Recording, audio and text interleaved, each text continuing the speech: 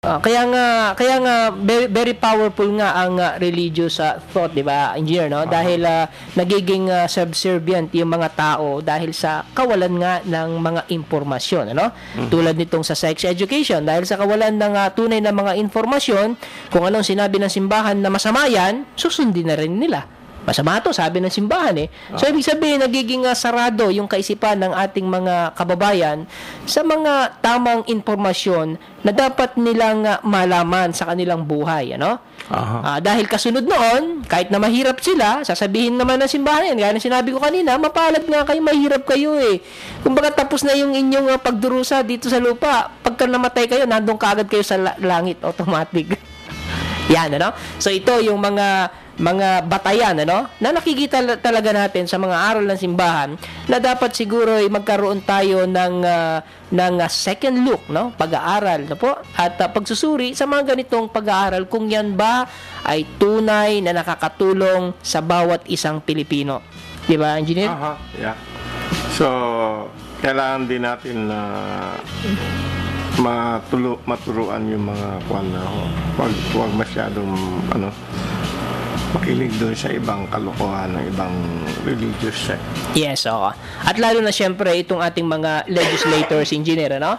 So siguro magsimula na kayong magkaroon din ng bayag katulad ni Secretary Esperanza Cabral, ano po? Dahil tinitignan po niya ang kinabukasan ng mamamayang Pilipino.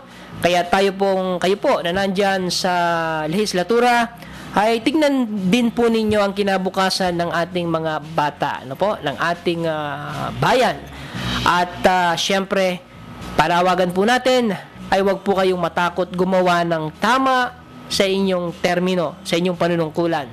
Dahil ang tunay pong maghuhusga sa inyo ay hindi ang mga taong bumabatiko sa inyo, kung hindi ang kasaysayan ang siyang huhusga sa inyo kung tama ba ang nagawa nyo sa inyong panunungkulan. Di ba, engineer?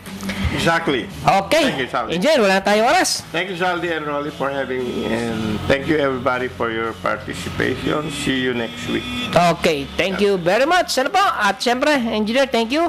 At sa iyong grupo, sa Americans for a Better Philippines, at syempre sa ating mga kababayan na patuloy na sumusuporta sa ating programa, maraming salamat po. Ano po? At incidentally po, ay wala pong tumawag sa atin ngayon na again sa ating pinag-uusapan ni engineer, no?